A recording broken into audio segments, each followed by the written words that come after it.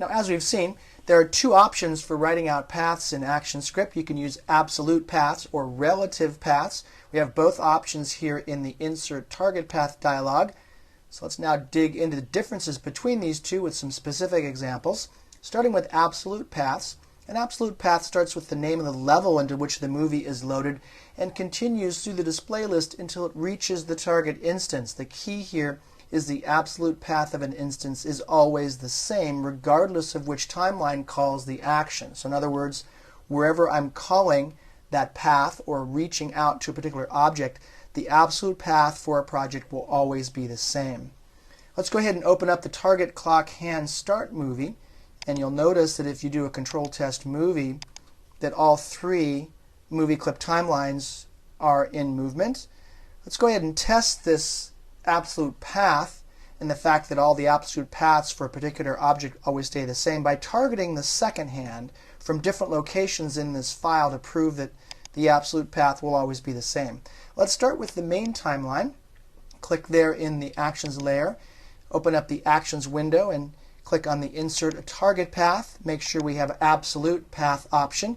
Open up the clock instance, and the minute instance inside of that is the seconds instance of the movie clip. Click OK.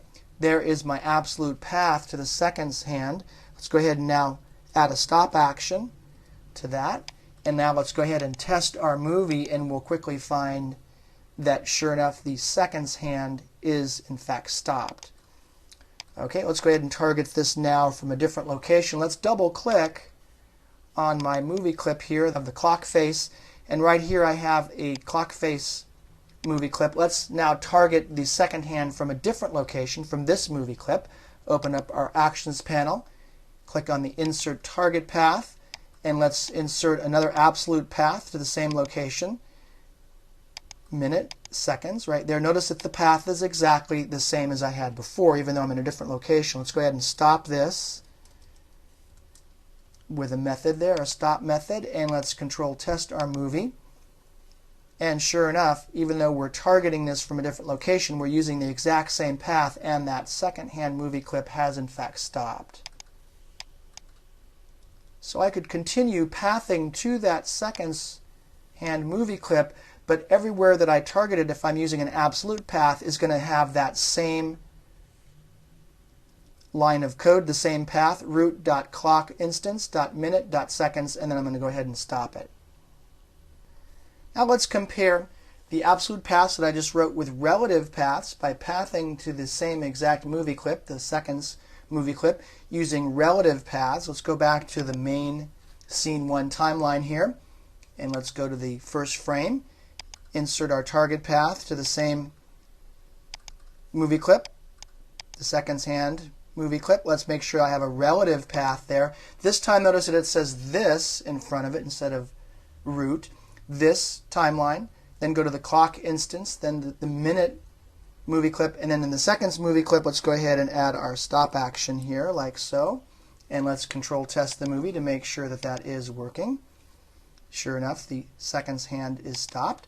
Let's delete this. Now let's go to a different location and write a relative path to the seconds movie, and we'll notice that the path is going to be a bit different. Let's double click on the clock face, and let's go over here to the minute hand right there. Let's write this script in the minute hand. Let's go to the minute hand timeline here. In the very first frame there, let's add our action. Now this time we're going to add a relative path from the minute hand timeline, so I can just write out the word this and then seconds, making sure I spell it right, and then stopping it right here from a different location, and that's the path from this location. Let's go ahead and test this to make sure that it's written correctly, and what should happen is the seconds hand does stop. So notice that this one is different. This path is different. This relative path is different because it's pathing from a different location. The this in the path represents the minute hand timeline.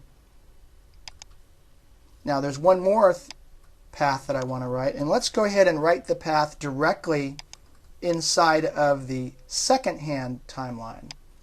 And this is going to be the shortest of all. Here all I need to do is write the word stop. I don't even need the path. Let's just go here to line 1 and just click on stop, no path needed. And let's do a control test movie. And sure enough, the second hand is stopped using, again, a different path because this is targeting the timeline from a different location. In this case, the location is right on the seconds hand timeline. So to summarize, the key difference here is that a relative path is different when called from different locations. You can use a relative path to reuse actions because the same action can target different timelines depending on where the action is placed. Let's now move on to the next movie so you can practice more writing your paths by stopping all the various movie clips here in this target clock hand start file, and do this from different locations in the file and by using both absolute and relative paths.